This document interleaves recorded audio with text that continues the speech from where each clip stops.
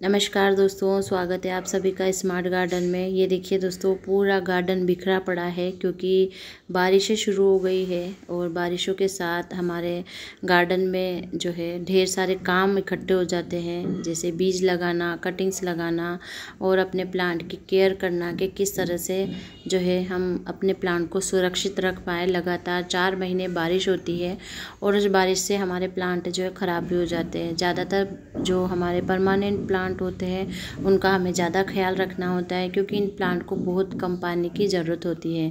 पूरा गार्डन हरा भरा सा हो गया है। उसी बीच आप देखेंगे मेरा जो करी लीफ प्लांट है एकदम छोटे से कंटेनर में लगा हुआ है, लेकिन देख सकते हैं एकदम से हरा भरा है। दोस्तों, ये प्लांट मैंने गर्मियों में बिल्कुल डीप प्रून कर दिया था और मैंने इसकी वीडियो भी आपके सामने शेयर की थी। देख सकते हैं कितना प्यारा सा और हेल्दी प्लांट है। इस प्लांट को हेल्दी बनाए रखने के लिए हमें कुछ काम तो करने ही होते हैं। तो डीप प्रूनिंग के बाद मैंने कौन सा फर्टिलाइज़र दिया था, मैं लिंक डिस्क्रिप्शन में डाल दूँगी, आप वहाँ जाकर विजिट कर सकते हैं। ये देखिए दोस्तों, छोटा सा जो है जार है तेल का, उसमें मैंने इसको ग्रो कर रखा है। ये प्लांट मैंने जो है कटिंग से ग्रो किया था। आप बीज से भी इस प्लांट को बहुत आसानी से ग्रो कर सकते हैं। अगर कहीं आपने बड़ा प्लांट देखा है जो ज़मीन पर लगा है तो ढेर सारे उसमें छोटे छोटे पौध निकलती रहती है, आप वहां से जाकर भी इस प्लांट को लाकर लगा सकते हैं। बहुत ही आसानी से ग्रो होने वाला है और बहुत ही कम केयर में यह प्लांट चल जाता है। लेकिन दोस्तों, हम कम केयर के चक्कर में बिल्कुल भी केयर नहीं करते हैं तो प्लांट जो है ग्रोथ अपनी बंद कर देता है। तो जो पत्तियों वाले प्लांट होते हैं उनको भी फर्टिलाइज़र की ज़रूरत होती है। साथ में आप देख सकते हैं एक ही प्लांट मैंने ग्रो किया था, लेकिन नए नए प्लांट इसमें से निकलते रहते हैं। तो आप एक प्लांट से कई प्लांट भी बना सकते हैं। सबसे पहले तो आपको क्या करना है कि जो दूसरे प्लांट ग्रो हो जाते हैं उसको आपको हटाना है, क्योंकि ये प्लांट बहुत ज़्यादा जगह मांगता है। इसकी जो है जड़ें वगैरह है बहुत ज़्यादा फैलती है। तो दूसरे प्लांट अगर आप साथ में लगा रहे हैं तो अपने प्लांट की फिर ये ग्रोथ कम कर देता है, रोक देता है। फिर क्या करना है, ये देखिए एक ही प्लांट से ढेर सारे प्लांट तो निकले ही हैं, साथ में अभी ये देखिए कितने सारे प्लांट निकल गए हैं जो जड़ों से ही निकलते हैं और आप इनको निकाल कर नए प्लांट रेडी कर सकते हैं। लेकिन अगर आप खींच कर निकालेंगे तो इनकी जड़ें टूट सकती है, तो आपको इसे कंटेनर से बाहर निकालना होगा, तभी आप इनको निकाल सकते हैं। या फिर अच्छी खासी गीली मिट्टी कर लीजिए, तब भी आप निकाल सकते हैं। लेकिन अगर आपने खींच के निकाला है और जड़ें ख़राब हो गई है तो फिर ये प्लांट ग्रो नहीं कर पाते हैं। हमेशा ध्यान रखिए अपने प्लांट की अच्छी खासी केयर के साथ, हमेशा प्लांट को अच्छा वातावरण दीजिए। ये जो प्लांट होता है इसको धूप की बहुत ज़्यादा ज़रूरत होती है, तो गर्मियों में भी आप इसे लगभग 5 से 6 घंटे की धूप में रख सकते हैं। मैंने इसे ग्रीन नेट में नहीं रखा था और इस तरह से इसके बीज भी बनते हैं। ढेरों फूल आते हैं इसमें, जो मैंने कई वीडियो में आपको दिखाए होंगे, आपने देखे हो तो इस तरह से फूल के बाद बीज में कन्वर्ट हो जाते हैं। इन बीजों से भी आप जो है सूखने के बाद इनको ग्रो कर सकते हैं और प्लांट रेडी कर सकते हैं। इसकी जो नीम प्लांट की भी वैरायटी अलग अलग आती है। और ये देखिए दोस्तों, गर्मियों में हमने अपने प्लांटर की जो मल्चिंग की थी वो हमें बारिश में ज़रूरी है हटाना, वरना प्लांट में जो है फंगस लग जाता है। प्लांट में कभी भी फंगस नहीं लगना चाहिए, वरना प्लांट जो है पूरा ख़राब हो जाता है। तो अब बारिश शुरू हो गई है, रेगुलर पानी प्लांटर में गिरेगा और धूप भी नहीं होगी, तो जो है मल्चिंग की अब हमें ज़रूरत नहीं है। तो इस मल्चिंग का क्या करना है ये भी मैं आपको आगे वीडियो में बताती रहूँगी, तो वीडियो में आपको लास्ट तक बने रहना होगा। बहुत ज़्यादा प्रोसेस नहीं है। एक बार आपने अपने प्लांट को रेडी कर लिया है, फिर आप 4 महीने तक आप बिल्कुल भी मत देखिए इस प्लांट को।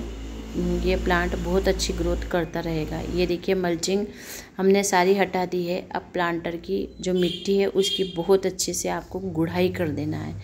गुड़ाई करना बहुत ज़रूरी है क्योंकि प्लांट को ऑक्सीजन की ज़रूरत होती है। मल्चिंग कर रखी थी तो प्लांट को जो है सांस लेने में, जैसे हमें घुटन होने लग जाती है अगर किसी चीज़ को ज़्यादा दबाव हो जाता है, तो वैसे ही प्लांट के साथ भी होता है। तो मल्चिंग हटाने के बाद अच्छी खासी गुड़ाई कर देना है। ये देखिए दोस्तों, ये गुलदावरी का जो प्लांट है वो ग्रो हो गया है। तो अभी आप जैसे भी प्लांट चाहे ग्रो कर सकते हैं, बीज से, कटिंग से। मैंने गुड़ाई कर दी है, जड़ों को बिल्कुल भी नुकसान नहीं पहुंचाना है, क्योंकि जड़ें डैमेज हो जाती है तो प्लांट ख़राब होने के चांस बढ़ जाते हैं।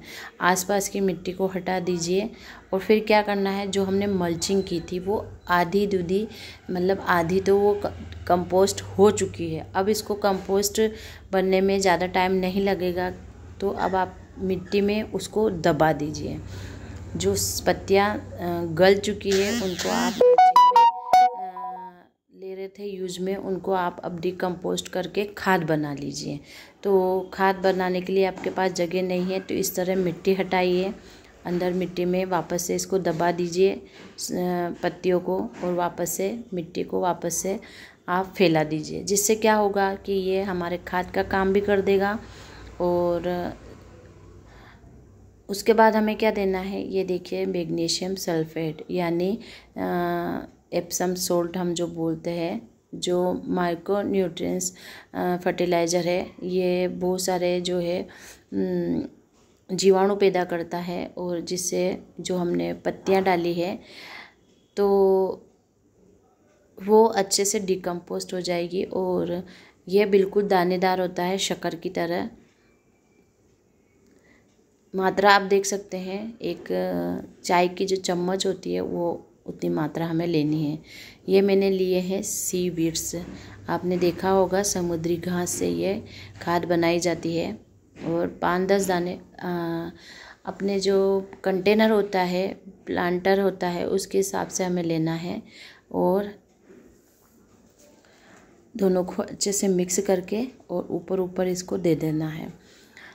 ऊपर इसलिए देना है क्योंकि अभी जो है धूप नहीं निकल रही है। अगर आपके यहाँ धूप है तो आपको मिट्टी में इसको दबाना होगा।